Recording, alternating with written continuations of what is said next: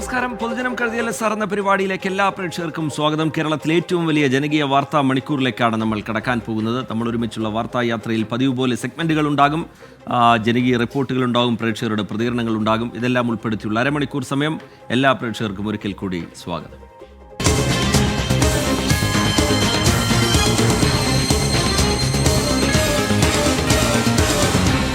പൊതുജനം കഴുതയല്ല sir.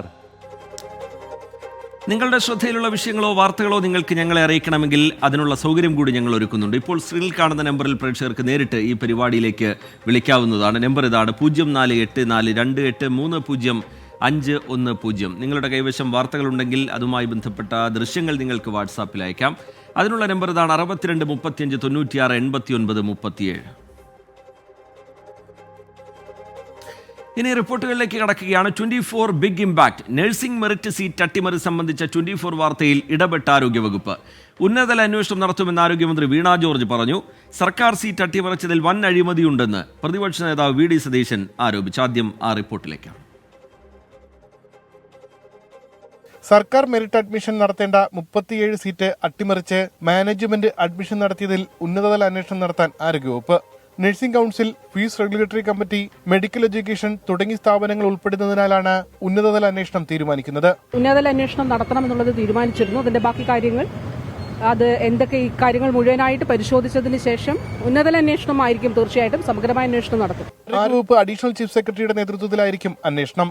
Merit അട്ടിമറിച്ച 2 nursing മാനേജ്മെന്റുകൾക്കും CPM-ഉമായി ബന്ധമുണ്ടെന്നും വലിയ അഴിമതിയാണ് നടന്നതെന്നും പ്രതിപക്ഷ നേതാവ്. വലിയ അട്ടിമറിയാണ് നഴ്സിംഗ് സീറ്റുകളിലുണ്ടായി. ഇത് കള്ളക്കച്ചവടമാണ്. ഈ 2 മാനേജ്മെന്റുമായിട്ട് CPM-ന് ബന്ധമുണ്ട്. മാനേജ്മെന്റ് അഡ്മിഷൻ നടത്തിയ മെറിറ്റ് സീറ്റ് തിരികെ പിടിക്കാനുള്ള നിയമസാധ്യതയും ആരോഗ്യവകുപ്പ് തേടും. ഉമേഷ് ബാലകൃഷ്ണൻ, 24, തിരുവനന്തപുരം. പൊതുജനം കഴുതയല്ല സാർ. എലത്തൂരിലെ ഇന്ധന ചോർച്ചയിൽ ഒഴിവായത് വൻ ദുരന്തമെന്ന് ജില്ലാ കളക്ടർ സ്നേഹിൽ കുമാർ സിംഗ്. കൃത്യസമയത്ത് തകരാർ കണ്ടെത്താൻ HPCL-ന് കഴിഞ്ഞില്ല. ഡീസൽ പുറത്തേക്ക് ഒഴുകിയ ശേഷമാണ് സംഭവം HPCL അറിഞ്ഞതെന്നും കളക്ടർ പറയുന്നു. കുറ്റക്കാർക്കെതിരെ കർശന നടപടിയുണ്ടാകുമെന്നും കളക്ടർ അറിയിച്ചു. അതേസമയം പ്ലാന്റ് ജനവാസ മേഖലയിൽ നിന്ന് മാറ്റണമെന്ന ആവശ്യത്തിൽ ഉറച്ചു നിൽക്കുകയാണ് പ്രദേശവാസികൾ. ഇന്നലെ വൈകുന്നേരം 3:30-യോടെയാണ് ഇന്ധന ചോർച്ച നാട്ടുകാരുടെ ശ്രദ്ധയിൽപ്പെട്ടത്. ഉടൻ തന്നെ അധികാരികളെ വിവരം അറിയിച്ചു. രാത്രിയാകുമ്പോഴേക്കും സമീപത്തെ ഓടകളിലൂടെ ഇന്ധനം ഒഴുകുകയായിരുന്നു.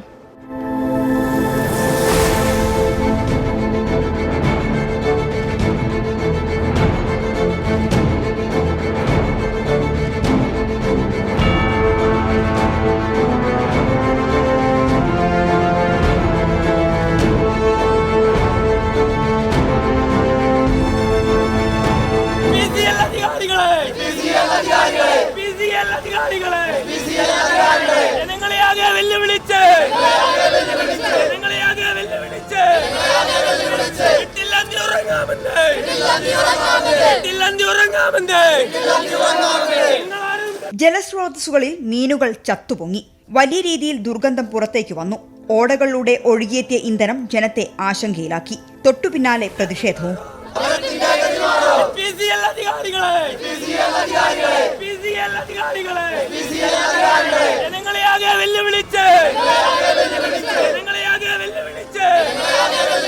ഫയർഫോഴ്സും നാട്ടുകാരും പോലീസും ചേർന്ന് ഒഴുകിയെത്തിയ ഇന്ധനം വലിയ ബാരലുകളിലും കുപ്പികളിലുമാക്കി. പ്രശ്നങ്ങൾ പരിഹരിച്ചുവെന്ന് HPCL അധികൃതരും അറിയിച്ചു. പക്ഷേ രാവിലെ സ്ഥലത്തെത്തിയ പ്രദേശവാസികൾ കണ്ടത് ഇന്ധനം വീണ്ടും ഒഴുകുന്നതാണ്. കുപ്പികളിലും വലിയ ബക്കറ്റുകളിലും അവരിത് ശേഖരിച്ചു. ഇപ്പോൾ ഞങ്ങൾ നേരം വെളുത്ത നാട്ടുകാരൊക്കെ വരാൻ തുടങ്ങിയപ്പോൾ അവർ ആ പരിപാടി നിർത്തിയതാണ്. ഇപ്പോഴും ഇതിങ്ങനെ ഡീസൽ ഇതിൽ വെള്ളത്തിൻ്റെ അംശമില്ല, ക്ലിയർ ഡീസലാണ് വന്നുകൊണ്ടിരിക്കുന്നത്. ഇതിലൊരു തീപിടുത്തമുണ്ടല്ലോ, ആരെങ്കിലും ഒരു സിഗരറ്റ് കുറ്റിയെങ്കിലും ഇതിലിട്ടിട്ടുണ്ടെങ്കിൽ ഇപ്പം വമ്പൻ തീപിടുത്തമുണ്ടാവും. വളരെ ഗുരുതരമായ സാഹചര്യം ഉണ്ടാവുക. ഡെപ്യൂട്ടി കളക്ടർ അനിതകുമാരിയുടെ നേതൃത്വത്തിലായിരുന്നു വിദഗ്ധ സംഘം പരിശോധനയ്ക്കായി പ്ലാന്റിലെത്തിയത്. ജലസ്രോതസ്സുകളും പരിശോധിച്ചു. ഇവരുടെ റിപ്പോർട്ടിലാണ് HPCL-ന്റെ ഭാഗത്ത് ഗുരുതര വീഴ്ചയുണ്ടെന്ന് കണ്ടെത്തൽ. 1500 ലിറ്റർ ഡീസൽ ചോർന്നു. ഇത്രയും പുറത്തേക്ക് ഒഴുകിയ ശേഷമാണ് സംഭവം കമ്പനി അധികൃതർ അറിഞ്ഞത്. ടെക്നിക്കൽ ആൻഡ് ഇലക്ട്രിക് സംവിധാനങ്ങൾ പരാജയപ്പെട്ടു. ഫാക്ടറീസ് ആക്ട് പ്രകാരം കമ്പനിക്കെതിരെ കേസെടുത്തു. കാരണം കാണിക്കൽ നോട്ടീസും നൽകി. ഓവർഫ്ലോയെ തുടർന്നാണ് ചോർച്ചയുണ്ടായത്. Mechanical and electronic failure of the device. ഈ ഏത് ഡിവൈസ് ആണ്, കാരണം അത് വളരെ സീരിയസ് ഇഷ്യൂ ആണ്. ഇത് വളരെ ഇമ്പോർട്ടൻറ്റ്. കാരണം ഇപ്പോൾ നമുക്ക് നോക്കുന്നുണ്ട് പൊല്യൂഷൻ്റെ ആംഗിൾ നമുക്ക് നോക്കുന്നുണ്ട്. പക്ഷേ പൊല്യൂഷൻ അല്ലാതെ ഇത് സേഫ്റ്റി ഹസാർഡ് ആണ്. ഫാക്ടറീസ് ആക്ടിൽ അവരുടെ കേസ് ഓൾറെഡി ബുക്ക് ചെയ്തിട്ടുണ്ട് ഫാക്ടറീസ് ആക്ടിൽ തന്നെ. റഫ്ലി 1500 ലിറ്റർ ലോസ് ആയി. അതിൻ്റെ വാല്യൂ അവരുടെ ലോസ് ആണ്. പക്ഷേ ഇതാണ് എക്സ്റ്റെൻറ്റ് ഓഫ് ലീക്കേജ്. കുടിവെള്ള സ്രോതസ്സുകളിലും ജലാശയങ്ങളിലും കലർന്ന ഇന്ധനം നീക്കാൻ അതിവേഗ നടപടിയെന്നും കലക്ടർ. എന്നാൽ പ്ലാന്റ് പ്രദേശത്തു നിന്നും മാറ്റണമെന്ന ആവശ്യത്തിൽ ഉറച്ചു നിൽക്കുകയാണ് ജനം. ആരോഗ്യ പ്രശ്നങ്ങൾ ഉൾപ്പെടെ ഇവർ ചൂണ്ടിക്കാണിക്കുന്നു. ഇന്നലെ വൈകുന്നേരം മുതൽ HBന്റെ ഭാഗത്തു നിന്ന് വളരെ ഗുരുതരമായിട്ടുള്ള വീഴ്ചയാണ് സംഭവിച്ചിട്ടുള്ളത്. പല ഉദ്യോഗസ്ഥന്മാരും ഇതിന് പരിശോധനയ്ക്കും മറ്റും വന്നതല്ലാതെ ഇതിനെക്കുറിച്ച് കൃത്യമായിട്ടുള്ള ധാരണ അല്ലെങ്കിൽ ഒരു പഠനം ഇതേ സമയത്തും ഇവർ പഠിച്ചിട്ടില്ല എന്നാണ് ജനങ്ങൾക്ക് മനസ്സിലാക്കാൻ കഴിഞ്ഞത്. ഇപ്പോഴും ഇവിടെ ഒട്ടനവധി കുട്ടികളടക്കം ആളുകളുടെ ആരോഗ്യസ്ഥിതി വളരെ വഷളായിക്കൊണ്ടിരിക്കുകയാണ്. അതിനൊരു ബദൽ സംവിധാനം എന്ന നിലയ്ക്ക് ഇവർക്ക് കൃത്യമായിട്ടുള്ള ഒരു മറുപടി പറയാൻ വേണ്ടി സാധിക്കുന്നില്ല. ഇതിനെ ഉടനെ തന്നെ ഈ നാട്ടിൽ നിന്ന് ഇത് ഒഴിവാക്കണമെന്നാണ് ഇവിടുത്തെ ജനങ്ങൾക്ക് പറയാനുള്ളത്. ആരോഗ്യ പ്രശ്നങ്ങൾ പരിശോധിക്കാൻ കോർപ്പറേഷൻ ആരോഗ്യ വിഭാഗത്തിന്റെ നേതൃത്വത്തിൽ വീടുകളിൽ സർവേ ആരംഭിച്ചിട്ടുണ്ട്. ജനങ്ങൾ ഉന്നയിച്ച ഈ ആശങ്കകൾ പരിഹരിക്കാനുള്ള ഉത്തരവാദിത്വം സർക്കാരിനുണ്ട്. അതിനായുള്ള ഇടപെടലും നടപടിയുമാണ് ആവശ്യം. രാജേഷ് വെള്ളരിക്കുണ്ടിനൊപ്പം മിഥില ബാലൻ, 24 കോഴിക്കോട്. പൊതുജനം കഴുതയല്ല സാർ.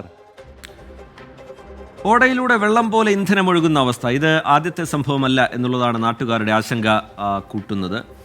അവരുടെ ആശങ്ക പരിഹരിക്കണം എന്നുള്ള ആവശ്യമാണ് അവർ മുന്നോട്ട് വയ്ക്കുന്നത്. ആ പ്ലാന്റ് തന്നെ അവിടെ നിന്ന് മാറ്റണം എന്നുള്ള ആവശ്യം ചില പ്രദേശവാസികൾ മുന്നോട്ട് വയ്ക്കുന്നുണ്ട്. ഈ HPCL അധികൃതരുമായി സംസാരിക്കുമ്പോൾ അവർ സാങ്കേതികമായ മറുപടിയാണ് നൽകുന്നത്. സാങ്കേതികമായ ചില വശങ്ങൾ ചൂണ്ടിക്കാണിച്ചുകൊണ്ടുള്ള മറുപടിയാണ് നൽകുന്നത്. പക്ഷേ അത് പ്രദേശവാസികൾക്ക് അതെന്താണ് എന്ന് പോലും അറിയില്ല. അവരെ വിശ്വാസത്തിലെടുത്തുകൊണ്ടുള്ളൊരു പ്രതികരണം അവരുടെ ഭാഗത്തു നിന്നുണ്ടാവുന്നില്ല എന്നുള്ളതും അതിശക്തമായി ഉയർന്നു വന്ന വിമർശനമാണ്. ആരോഗ്യ പ്രശ്നങ്ങൾ ഉൾപ്പെടെ ഉണ്ട് എന്ന് ചിലർ ചൂണ്ടിക്കാട്ടുന്നു. ജനങ്ങളുടെ പ്രതികരണത്തിലേക്ക്. അവിടുത്തെ ഉദ്യോഗസ്ഥന്മാർ നമ്മളോട് മുന്നിൽ നിന്ന് പറയുന്നത് പലതും വ്യത്യസ്തമായിട്ടുള്ള അല്ലെങ്കിൽ നമുക്ക് വിശ്വസിക്കാൻ പറ്റാത്ത രീതിയിലുള്ളതാണ്. ഇവിടെ ഇതിനു മുമ്പും ഇവിടെ ഡീസൽ ഒഴുകി മീനൊക്കെ ചത്തുപോകുന്നൊരു സാഹചര്യം ഉണ്ടായതാണ്. അപ്പോൾ ഇത് നിരന്തരമായിട്ട് തുടരുന്ന ഒരു സാഹചര്യം ഇവിടെ ഉണ്ട്. ക്ലീൻ ചെയ്തിട്ട് എന്താ കാര്യം? ഒരു കാര്യമില്ല. അതിപ്പോൾ ഇത് മാസങ്ങളോളം കൊല്ലങ്ങളോളം പിടിക്കും ഇതിൻ്റെ ഡീസലിൻ്റെ അത് അവിടെ നിന്ന് മാറാൻ. ഇവിടെ താമസിക്കുന്ന ജനങ്ങൾക്ക് ഇവിടെ അങ്ങോട്ട് ഇതിൻ്റെ അനുഭവം അറിയാതെ ഈ ഒയ്യൻ്റെ ഈ ഡീസലിൻ്റെ പ്രശ്നങ്ങൾ. എൻ്റെ മകള് ആയിഷ ഫാദി എന്ന് പറഞ്ഞ മകൾ പോസ്റ്റ് ഗ്രാജുവേറ്റൊക്കെ കഴിഞ്ഞ കുട്ടി മരിച്ചുപോയത് ക്യാൻസർ ആയിരുന്നു കാരണം. അപ്പോൾ ക്യാൻസറിൻ്റെ കാരണങ്ങൾ കുറേ ചികിത്സയിലാണ്. അപ്പോൾ ചികിത്സകളൊക്കെ അന്വേഷിച്ച് നോക്കുമ്പോൾ ഇങ്ങനെ ഇവിടുന്ന് വരുന്നത്. അതുമല്ല മാത്രമല്ല ബാക്കി വീട്ടിലുള്ള പലർക്കും ആസ്മൻ്റെ പ്രശ്നമുണ്ട്. ചില പ്രശ്നങ്ങൾ കൺമുന്നിൽ നടന്നാലും പലരുടെയും കണ്ണ് അങ്ങോട്ടെത്തില്ല. അപ്പോൾ പൊതുജനം ഇങ്ങനെ ഉറക്കെ പറയും, കണ്ണുണ്ടായാൽ പോരാ സാർ.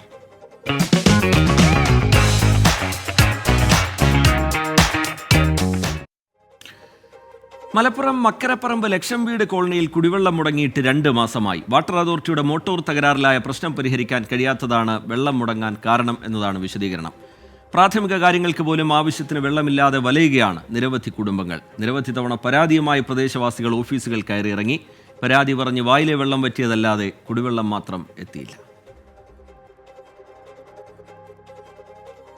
ഞങ്ങൾ വരുമ്പോൾ ടാങ്കിൽ വരുന്ന ഈ വെള്ളത്തിനു വേണ്ടി കാത്തിരിക്കുകയായിരുന്നു മക്കരപ്പറമ്പിലെ അമ്പലപ്പടി ലക്ഷം വീട് കോളനിയിലെ ജനങ്ങൾ. 2 മാസമായി ഈ ദുരവസ്ഥ തുടങ്ങിയിട്ട് ഇവിടെ വാട്ടർ അതോറിറ്റിയുടെ വെള്ളം ലഭിക്കുന്നില്ല. ഇവരെങ്ങനെ ജീവിക്കുമെന്നതിന് ഒരധികൃതരും ഉത്തരം നൽകുന്നുമില്ല. മഴക്കാലത്ത് ഇങ്ങനെയാണെങ്കിൽ വേനൽക്കാലത്ത് എന്തായിരിക്കും സ്ഥിതിയെന്ന് ചോദിക്കുകയാണ് ലക്ഷം വീടുകാർ. പൈപ്പിലൂടെ എത്തുന്ന വാട്ടർ അതോറിറ്റിയുടെ വെള്ളമായിരുന്നു പ്രധാന ആശ്രയം. മക്കരപ്പറമ്പ് പഞ്ചായത്തിന്റെ ജലനിധി പദ്ധതിയും ഇവിടെയുണ്ട്. ജലനിധി പദ്ധതിക്ക് മാസം 500 രൂപ ഒരു കുടുംബം കൊടുക്കണമെന്നായി. കൂലിപ്പണിക്ക് പോയി ജീവിതമാർഗം കണ്ടെത്തുന്ന 200ഓളം കുടുംബങ്ങൾക്ക് അതിന് കഴിയില്ല. ചർച്ചകൾ വഴിമുട്ടിയതോടെ ഈ വെള്ളം വരാതെയായിട്ട് നാളുകളേറെ. അതിനിടയിലാണ് 2 മാസമായി വാട്ടർ അതോറിറ്റി വെള്ളവും നിലച്ചത്. വെള്ളമടിക്കുന്ന മോട്ടറിന്റെ തകരാറെന്ന് ആദ്യം കണ്ടെത്തി. ഒരു തവണ പരിഹരിച്ചു എന്നുണ്ടെങ്കിലും വീണ്ടും പണിമുടക്കി. മോട്ടറിന്റെ പ്രശ്നമാണോ പൈപ്പ് പൊട്ടിയതാണോ എന്നെല്ലാം 2 മാസമായി പരിശോധന തന്നെ. 2 മാസമായി വെള്ളം വന്നിട്ട്, ജലനിധി നിന്നിട്ട് ഒരു വർഷമായി. ഇതുവരെയായിട്ടും അതിലും വെള്ളം വന്നില്ല. ഇതിൽ 2 മാസമായിട്ട് ഇവരെ ബില്ല് കണ്ടമാനം ബില്ല് എഴുതി വരുന്നുണ്ട്. കഴിഞ്ഞ മാസം 600, 700, 1000 രൂപ വരെ ഇവിടെ ബില്ല് വന്ന ആൾക്കാരുണ്ട്. വാട്ടർ അതോറിറ്റി ഓഫീസ് മുതൽ ജില്ലാ കലക്ടർക്ക് വരെ പലതവണ പരാതി കൊടുത്തു. ഓഫീസുകൾ കയറിയിറങ്ങി മടുത്തു ലക്ഷം വീടുകാർക്ക്. ഒരു പഞ്ചായത്ത് കിണറുണ്ട്. അവിടെ നിന്ന് വെള്ളം കോരിയെടുത്താണ് 30ഓളം കുടുംബങ്ങൾ അത്യാവശ്യ കാര്യങ്ങളെങ്കിലും നിറവേറ്റുന്നത്. ഇതിലെ വെള്ളം ഇനി എന്ന് കഴിയുമെന്ന് ഉറപ്പില്ല. എവിടെ ഏത് സഭയിലും ഇനി പറയാൻ ബാക്കിയില്ല. ഞങ്ങൾ കലക്ടറേറ്റിലടക്കം പോയി. അവിടെ കലക്ടർക്ക് അപേക്ഷ കൊടുത്തിട്ടുണ്ട്. പഞ്ചായത്തിൽ ഞങ്ങൾ പോയി പറഞ്ഞിട്ടുണ്ട്. പിന്നെ ഗ്രാമസഭയിൽ പറഞ്ഞിട്ടുണ്ട്. ഇനിയിപ്പോൾ ഞങ്ങൾ എന്താ ചെയ്യേണ്ടത്? എവിടെ പറയേണ്ടത്? ഈ വാട്ടർ അതോറിറ്റി അവിടെയും പോയി, ആ ഓഫീസിലും പോയി കൊണ്ട് കൊടുത്തിട്ടുണ്ട്. ഇനി ഞങ്ങൾ എന്താ ചെയ്യുക, എവിടുക്ക പോവുക, ഞങ്ങൾക്കൊരു പിടുത്തമില്ല. ഗ്രാമസഭയിലും വിഷയം അവതരിപ്പിച്ചു. ശരിയാക്കാമെന്ന മറുപടി മാത്രം. മക്കരപ്പറമ്പ് സർവീസ് സഹകരണ ബാങ്ക് 3 ദിവസമായി 30ഓളം കുടുംബങ്ങൾക്ക് ടാങ്കിൽ വെള്ളം എത്തിക്കുന്നുണ്ട്. ഒരു കുടുംബത്തിന് 1 വീപ്പ വെള്ളം എന്ന നിലയ്ക്കാണ് നൽകുന്നത്. സൗജന്യമായി ലഭിക്കുന്ന ഈ വെള്ളം വലിയ സഹായമാണിപ്പോൾ. അതല്ലാതെ ഈ പാവങ്ങൾ എന്തു ചെയ്യും?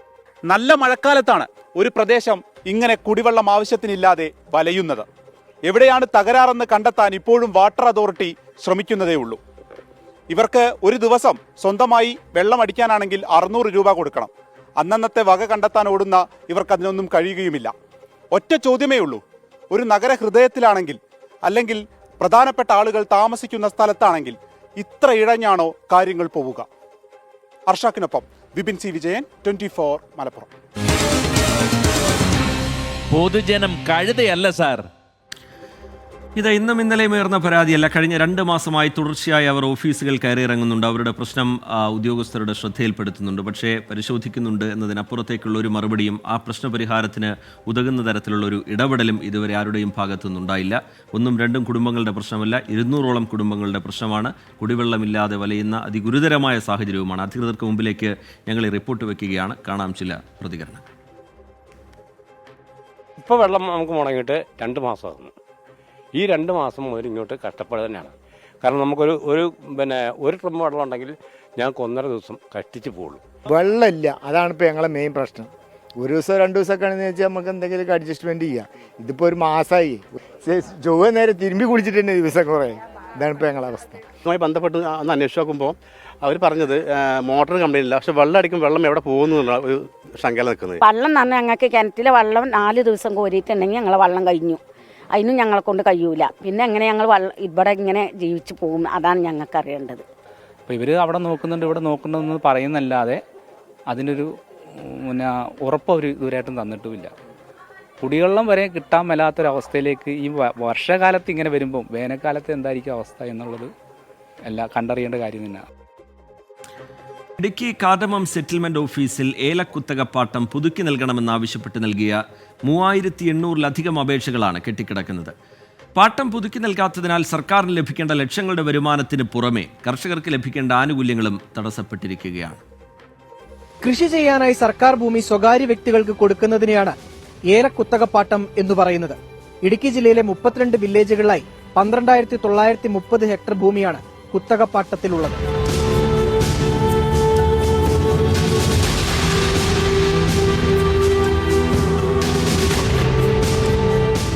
ഏലക്കുത്തകപ്പാട്ടത്തിന്റെ കാലാവധി 20 വർഷമാണ്. അതായത് സർക്കാർ ഭൂമി സ്വകാര്യ വ്യക്തിക്ക് കൃഷി ചെയ്യാനായി 20 വർഷത്തേക്ക് നൽകും. കാലാവധി കഴിഞ്ഞാൽ കാർഡമം സെറ്റിൽമെന്റ് ഓഫീസിലെത്തി അപേക്ഷ നൽകുമ്പോൾ ഉദ്യോഗസ്ഥർ സ്ഥലപരിശോധന നടത്തിയാണ് പാട്ടം പുതുക്കേണ്ടത്. 8,332 രൂപ ഓരോ ഹെക്ടറിനും ഫീസായി അടയ്ക്കുകയും വേണം. പാട്ടം പുതുക്കിയാൽ കൈവശക്കാരൻ ഓരോ വർഷവും വില്ലേജിൽ ഹെക്ടറിന് നൽകേണ്ടത് 250 രൂപയും. 2016 മുതൽ 2024 വരെ കാർഡമം സെറ്റിൽമെന്റ് ഓഫീസിൽ ലഭിച്ച കുത്തകപ്പാട്ടം പുതുക്കുന്നതിനുള്ള 3799 അപേക്ഷകളാണ് തീർപ്പാക്കാതെ കെട്ടിക്കിടക്കുന്നത്. പാട്ടം നൽകിയ സ്ഥലത്തെ സംബന്ധിച്ചും പാട്ടക്കാരനെ സംബന്ധിച്ചുമുള്ള കൃത്യമായ വിവരങ്ങൾ പോലും ഓഫീസിൽ ഇല്ല എന്നാണ് വിവരാവകാശ രേഖ വ്യക്തമാക്കുന്നത്.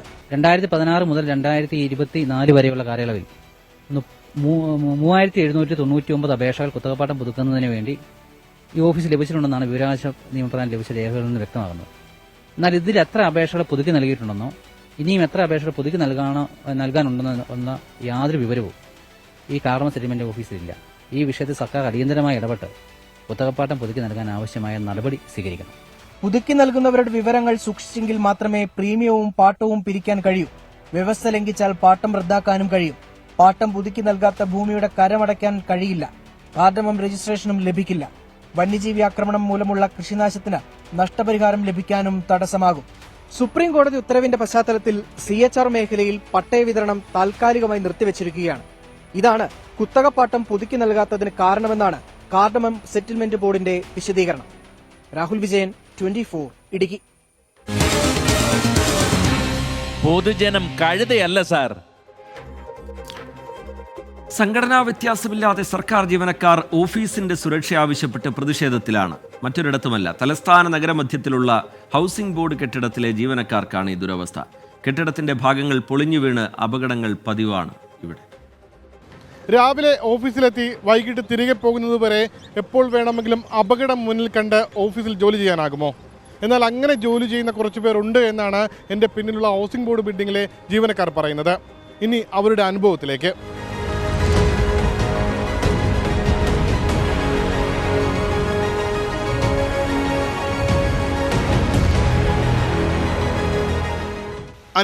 വർഷം പഴക്കമുണ്ട് ഈ കെട്ടിടത്തിന്. 1970 ഹൗസിംഗ് ബോർഡ് നിർമ്മിച്ച് വിവിധ വകുപ്പുകൾക്ക് വാടകയ്ക്ക് നൽകിയതാണ് ഓഫീസുകൾ. 2 വർഷം മുൻപ് വരെ ഒരേ സമയം 24 ഓഫീസുകൾ വരെ ഇവിടെ പ്രവർത്തിച്ചിരുന്നു. കാലപ്പഴക്കത്തിനനുസരിച്ച് അറ്റകുറ്റപ്പണികൾ നടത്താതെ കെട്ടിടം പൊളിഞ്ഞു തുടങ്ങി. അങ്ങനെ പല ഓഫീസുകളും കെട്ടിടം ഒഴിഞ്ഞുപോയി. ശേഷിക്കുന്ന ഓഫീസുകളിലെ ജീവനക്കാർ ഭയത്തോടെയാണ് ഓഫീസ് സമയം തള്ളി നീക്കുന്നത്.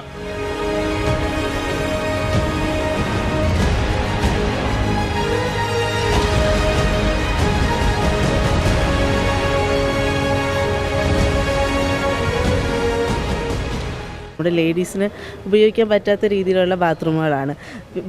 ലിഫ്റ്റ് നമ്മൾ 6 നില ഉണ്ടായിട്ടും 2 സോണിലെ 2 ലിഫ്റ്റുകളും വർക്ക് ചെയ്യുന്നില്ല. മേൽക്കൂര പൊടിഞ്ഞ് തലയിലേക്ക് വീഴുന്ന അവസ്ഥയാണ്.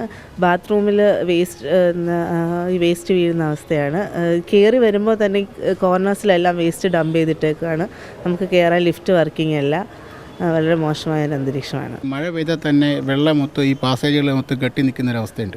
അതുപോലെ തന്നെ ടോയ്ലറ്റുകളിലും മൊത്തം ശുചിമുറികളിലും മൊത്തം പൊട്ടി ഒലിച്ച് വളരെ വൃത്തിഹീനമായിട്ടൊരു സാഹചര്യമുണ്ട്. വാട്ടർ സപ്ലൈ അതുപോലെ തന്നെ ഇലക്ട്രിക്കലിൻ്റെ ലൈൻസ് മുഴുവനും ക്രമാതീതമായിട്ട് ഭാഗികമായിട്ടും എല്ലാം പൊട്ടി പൊളിഞ്ഞു പോയിട്ടുണ്ട്. 2 ലിഫ്റ്റുണ്ട്. 2 ലിഫ്റ്റും അതിലൊരു ലിഫ്റ്റ് പൂർണ്ണമായിട്ട് പ്രവർത്തനം ചെയ്തതാണ്. മറ്റത് ഭാഗികമായിട്ട് പ്രവർത്തനം ചെയ്തത്. അത് പ്രവർത്തിക്കുന്നുണ്ടെങ്കിൽ പോലും തന്നെ ഭാഗികമായിട്ട് അത് പ്രവർത്തനം ചെയ്തതാണ്. എല്ലാ സർവീസ് സംഘടനകളും പ്രതിഷേധം അറിയിച്ചു. പക്ഷെ ഒന്നും നടന്നില്ല.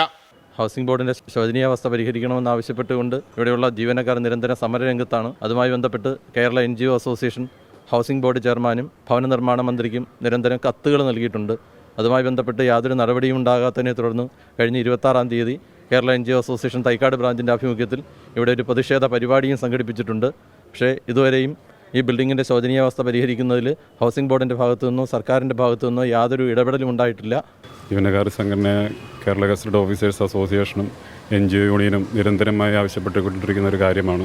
പ്രധാനമായിട്ടൊരു കാര്യം ശ്രദ്ധിക്കേണ്ടത് ഭിന്നശേഷി സൗഹൃദമാക്കാൻ നമ്മുടെ സർക്കാർ വളരെ വ്യക്തമായ ഉത്തരവുകൾ ഇറക്കിയിട്ടുള്ളതാണ്. ഈ ബിൽഡിങ്ങിൽ ലിഫ്റ്റ് പ്രവർത്തിക്കുന്നുള്ളത് തന്നെ ഏറ്റവും വളരെ പ്രയാസകരമായ ഒരു കാര്യം.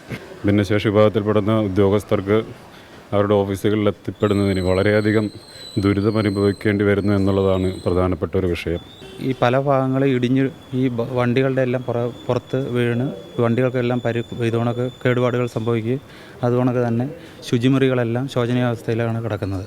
അതുകൊണ്ട് ഇതിനെത്രയും ഒരു പരിഹാരം ഉണ്ടാക്കണമെന്നാണ് NGO സംഘത്തിൻ്റെ ആഭിമുഖ്യത്തിൽ പറയുന്നത്. ഇപ്പോൾ ടൗൺ പ്ലാനിങ്ങും സംസ്ഥാന ഇൻഷുറൻസ് വകുപ്പും ഓഡിറ്റ് വകുപ്പും ഹയർ സെക്കൻഡറി പരീക്ഷാ വിഭാഗവും ഉൾപ്പെടെ 8 വകുപ്പുകൾ കെട്ടിടത്തിലുണ്ട്. കൃത്യമായി വകുപ്പുകൾ വാടക നൽകാത്തതാണ് അറ്റകുറ്റപ്പണികൾ നടത്താൻ കഴിയാത്തതെന്നാണ് ഹൗസിംഗ് ബോർഡ് അധികൃതരുടെ വിശദീകരണം. സർക്കാർ ജീവനക്കാരെ മാത്രം ബാധിക്കുന്ന പ്രശ്നമല്ല ഇത്. പൊതുജനങ്ങൾ നേരിട്ട് ബന്ധപ്പെടുന്ന വിവിധ വകുപ്പുകൾ ഇപ്പോഴും ഇവിടെയുണ്ട്. എന്തെങ്കിലും ഒരു അപകടമുണ്ടായ ശേഷം ഇവ നന്നാക്കിയിട്ട് കാര്യവുമില്ല. അതുകൊണ്ട് തന്നെ അധികൃതർ കൃത്യസമയത്ത് നടപടിയെടുക്കണം. VS മനീഷിനൊപ്പം ഉമേഷ് ബാലകൃഷ്ണൻ, 24 തിരുവനന്തപുരം. പൊതുജനം കഴുതയല്ല സാർ. അപകടാവസ്ഥയിലായ ഹൗസിംഗ് ബോർഡ് കെട്ടിടത്തിലെ ജീവനക്കാർക്ക് ചിലതുകൂടി പറയാനുണ്ട്, കേൾക്കാം.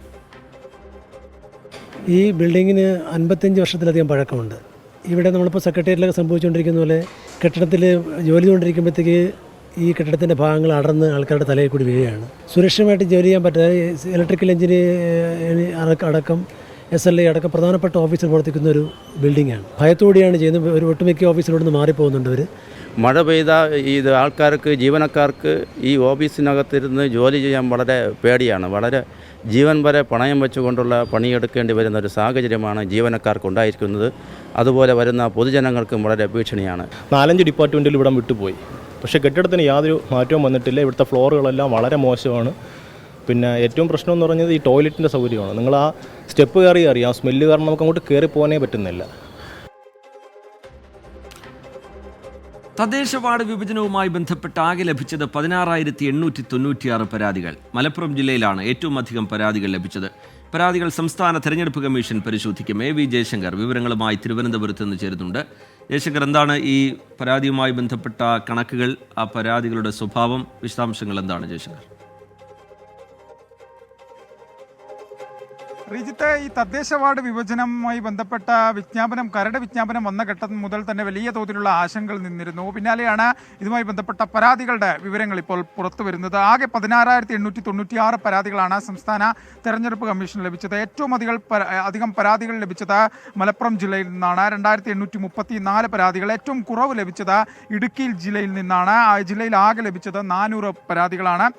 ഗ്രാമപഞ്ചായത്തുകളിൽ 11,874, മുനിസിപ്പാലിറ്റികളിൽ 2,864, കോർപ്പറേഷനുകളിൽ 1,007 പരാതികളും നിലവിൽ സംസ്ഥാന തെരഞ്ഞെടുപ്പ് കമ്മീഷൻ ലഭിച്ചിട്ടുണ്ട്. സംസ്ഥാനത്തെ 30 ഗ്രാമപഞ്ചായത്തുകളിൽ നിന്ന് ഈ വാർഡ് വിഭജനവുമായി ബന്ധപ്പെട്ട് ഒരു പരാതികളും ലഭിച്ചിട്ടില്ല. എന്തായാലും ഈ ലഭിച്ച പരാതികൾ കൃത്യമായി സംസ്ഥാന തെരഞ്ഞെടുപ്പ് കമ്മീഷൻ പരിശോധിക്കും. ഇതിനായി കമ്മീഷൻ സംസ്ഥാനത്തിൻ്റെ വിവിധ ഭാഗങ്ങളിൽ ഹിയറിംഗ് ഉൾപ്പെടെ നടത്തും. ഇതിനുശേഷം ഇതിലെ ആളുകളുടെ പരാതി ഉൾപ്പെടെ കേട്ടായിരിക്കും ഈ അന്തിമമായി വാർഡ് വിഭജനത്തിലേക്ക് കടക്കുക. അറിയിച്ചു. ശരി, എ വി ജയശങ്കർ വിവരങ്ങൾ നൽകുകയായിരുന്നു.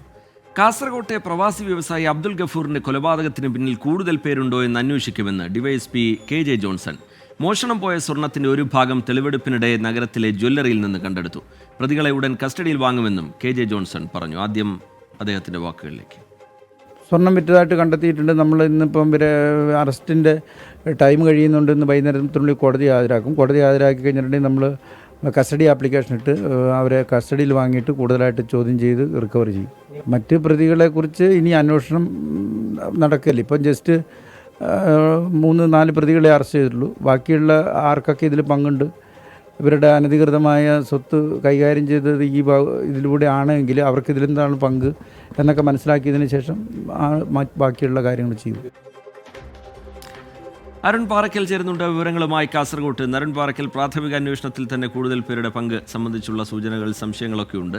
ഇതിന്റെ അന്വേഷണം എങ്ങനെ മുന്നോട്ട് കൊണ്ടുപോകാനാണ് പോലീസ് ആലോചിക്കുന്നത്? ഇന്നിപ്പോൾ 1-ാം പ്രതി ഉയർത്തടുക്ക് സ്വദേശി ഉഗൈസ്, 2-ാം പ്രതി മന്ത്രവാദിനി KH ഷമീല, പൂച്ചക്കാട് സ്വദേശി അസ്തിഫ, കൊല്ലിയ സ്വദേശി ആയിഷ എന്നിവരാണ് പോലീസ് അറസ്റ്റ് ചെയ്തത്. ഈ 3 പ്രതികളുമായി ഈ പോലീസ് 2 ഇടങ്ങളിൽ ഇന്ന് തെളിവെടുപ്പ് നടത്തി. ആദ്യം ഈ അരമന, കാസർഗോഡ് നഗരത്തിലെ അരമന ജ്വല്ലറിയിലായിരുന്നു തെളിവെടുപ്പ്. 20 പവനിലധികം സ്വർണം പ്രതികൾ വിറ്റഴിച്ച 20 പവനിലധികം സ്വർണം പോലീസ് കണ്ടെടുത്തിട്ടുണ്ട്. രണ്ടാമതായി ഈ അബ്ദുൽ ഗഫൂർ ഹാജിയുടെ വീട്ടിലേക്ക് പോലീസ് പ്രതികളുമായി എത്തി. അവിടെ വലിയ രീതിയിലുള്ള ഒരു പ്രതിഷേധം ഉണ്ടായിരുന്നു. പ്രതികളെ നാട്ടുകാർ മർദ്ദിക്കുന്ന സാഹചര്യം ഉൾപ്പെടെ അവിടെ നടന്നിരുന്നു. എന്തായാലും പോലീസ് അന്വേഷണം ഇപ്പോൾ കാര്യക്ഷമമായി മുന്നോട്ട് പോകുന്നു എന്നാണ് ഈ അബ്ദുൽ ഗഫൂർ ഹാജിയുടെ ബന്ധുക്കൾ ഉൾപ്പെടെ പറയുന്നത്. കൂടുതൽ പ്രതികൾ ഈ കേസിലുണ്ട് എന്ന ഒരു നിഗമനത്തിലാണ് പോലീസ് ഇപ്പോൾ ഉള്ളത്. ഇതിനുവേണ്ടി ഈ പ്രതികളെ ഉടൻ തന്നെ കസ്റ്റഡിയിൽ വാങ്ങും. ഇനിയും കൂടുതൽ സ്വർണം, അതായത് 596 പവൻ സ്വർണം വിറ്റഴിച്ചിട്ടുണ്ട്. ഈ 596 പവൻ സ്വർണം വിറ്റ ജ്വല്ലറികളിൽ പോലീസ് തെളിവെടുപ്പിനായി പ്രതികളെ എത്തിക്കും. ഈ തുക ഈ പ്രതികൾ എങ്ങനെയാണ് ചിലവഴിച്ചതെന്ന കാര്യം പോലീസ് പരിശോധിക്കുന്നുണ്ട്. ഏതെങ്കിലും രീതിയിൽ സ്വത്ത് സമ്പാദിച്ചിട്ടുണ്ടോ എന്ന കാര്യമൊക്കെ പോലീസ് പരിശോധിക്കുന്നുണ്ട്. അങ്ങനെ ഇവർക്ക് സഹായം നൽകിയ ആളുകളിലേക്ക് കൂടി ഈ കേസിന്റെ അന്വേഷണം നീളുന്നു എന്നുള്ളതാണ്. ഈ പ്രതികളെ കസ്റ്റഡിയിൽ വാങ്ങുന്നതോടെ കൂടുതൽ പ്രതികളിലേക്ക് കാര്യങ്ങൾ എത്തുമെന്നാണ് അറിയാൻ സാധിക്കുന്നത്. അറിയിച്ചിട്ട് ശരി, പ്രവാസി വ്യവസായി അബ്ദുൽ ഗഫൂറിന്റെ കൊലപാതകത്തിന് പിന്നിൽ കൂടുതൽ പേരുണ്ടോ എന്ന കാര്യത്തിൽ വളരെ വിശദമായ അന്വേഷണം വരും എന്നാണ് ഡിവൈഎസ്പി KJ ജോൺസൺ വ്യക്തമാക്കുന്നത്. അരുൺ പാറാട്ട് അതിന്റെ വിശദാംശങ്ങൾ പങ്കുവയ്ക്കുകയായിരുന്നു. ഈ റിപ്പോർട്ടോടുകൂടി പൊതുജനം കഴുതിയല്ലേ സാർ എന്ന പരിപാടിയുടെ സമയം ഇവിടെ പൂർത്തിയാവുകയാണ്.